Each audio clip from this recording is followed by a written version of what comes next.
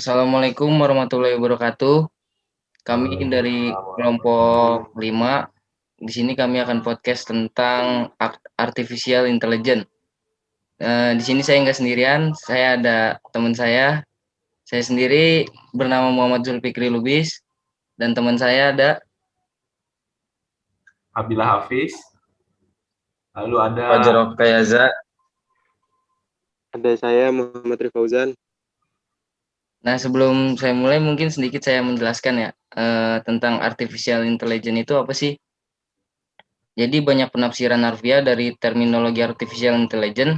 CNBC Indonesia sendiri pernah memuat artikel yang menafsirkan AI sebagai simulasi kecerdasan manusia dalam mesin yang diprogram untuk berpikir seperti manusia dan meniru tindakannya. Kalau dielaborasikan lagi, pemrograman untuk membuat simulasi kecerdasan manusia tersebut merupakan bagian dari computer science atau ilmu komputer. Jadi bisa dibilang AI adalah sains untuk membentuk komputer dapat meniru cara berpikir dan bertindak seperti manusia. Nah, menurut saudara Abil nih, bagaimana perkembangan AI di dunia? Bisa dijelaskan loh? perkembangan AI di dunia.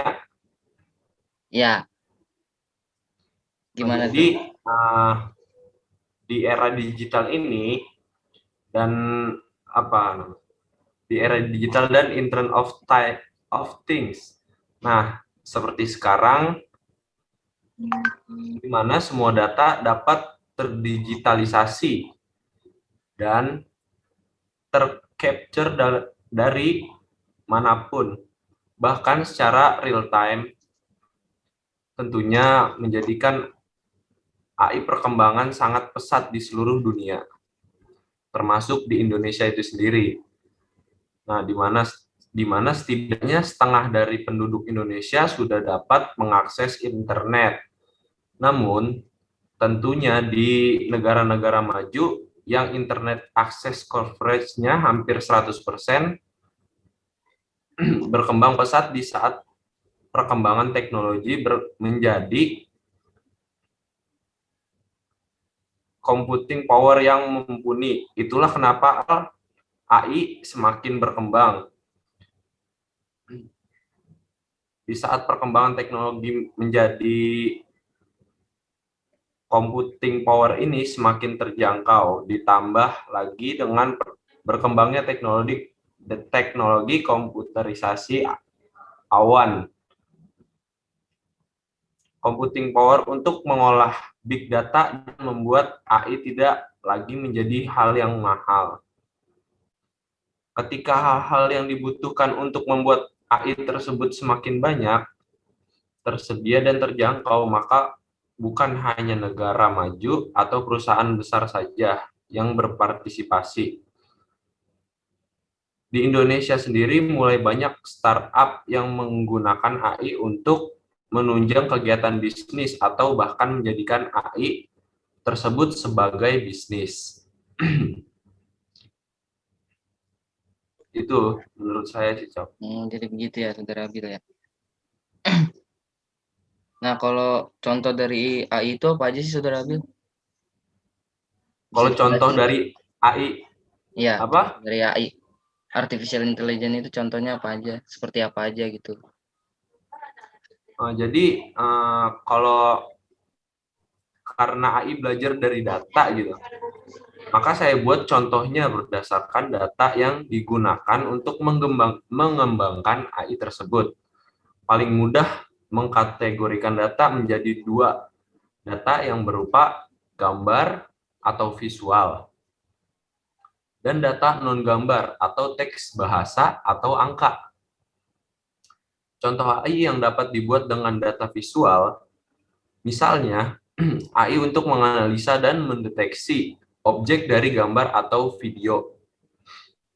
Anggap saja ini mengartifisialkan bagaimana mata manusia melihat dan mengenali objek.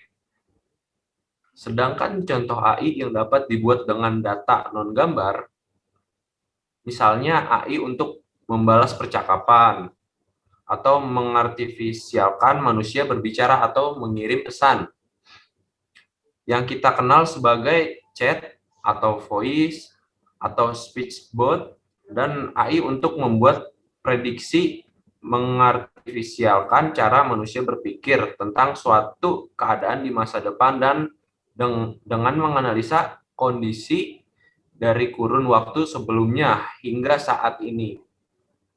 Seperti itu, Saudara Zulfikri Lubis. Nah, kita kan sering dengar ya bahwa AI itu kan artificial intelligence ada gitu di handphone-handphone. Nah, ada nggak sih aplikasi di ponsel yang telah menggunakan AI atau aplikasi AI itu sendiri gitu? Coba tolong Saudara Fajar Oktayaza bisa dijelaskan? Baca AI sebentar. diaplikasikan untuk menunjang aktivitas manusia, termasuk aktivitas yang dilakukan di ponsel. Umumnya dikenal beberapa fitur. Dapat berupa fitur khusus yang ada di ponsel maupun berupa fitur dalam aplikasi lain. Fitur personal assistant pada strip phone atau Siri misalnya menggunakan AI berupa NLP agar dapat memahami bahasa yang diucapkan oleh manusia, sehingga dapat mendukung aktivitas penggunaan dalam mengoperasionalkan ponsel.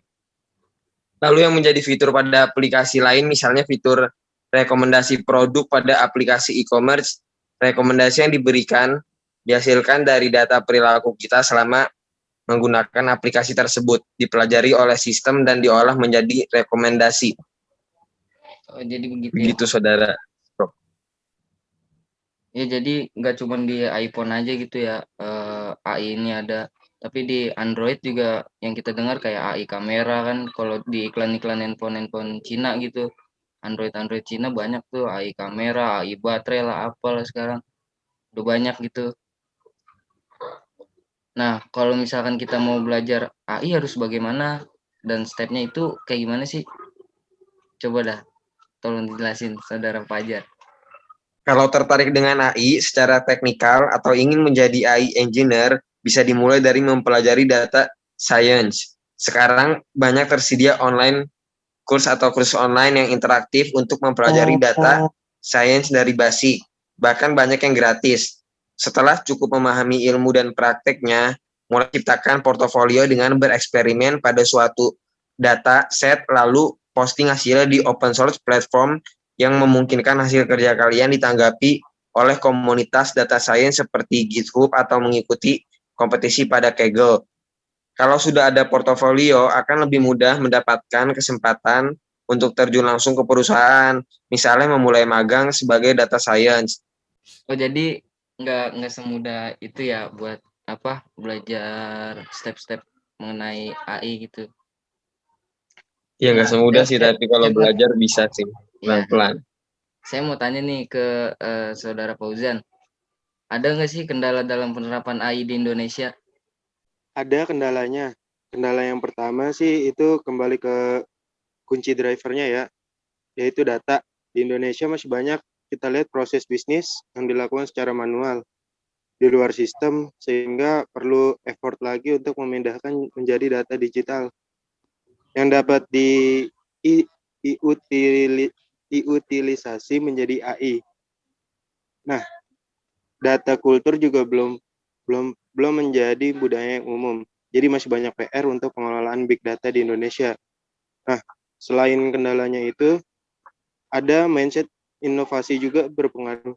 Jika banyak yang berpikir bahwa tenaga kerja di Indonesia terbilang murah, sehingga untuk apa berinvestasi pada teknologi yang dikira hanya dapat mengotomasi pekerjaan manusia, maka tentunya akan berpengaruh pada gairah inovasi AI itu sendiri. Nah, untuk Saudara Abid, bisa dijelaskan nggak secara singkat, AI apa sih yang menurut Anda paling maju saat ini? Kalau harus memilih, maka menurut saya adalah AI yang dapat menciptakan strategi bahkan mengalahkan strategi yang dibuat manusia. Contohnya yang terkenal seperti IBM Deep Blue yang mengalahkan pecatur dunia. Juga ada Google DeepMind untuk permainan Go-nya. Bahkan sebuah Bahkan sudah ada AI yang menyaingi kreativitas manusia dalam hal seni dengan menciptakan lukisan. Padahal sebelumnya, saya pikir pekerjaan teraman dari peserta teknologi adalah seniman.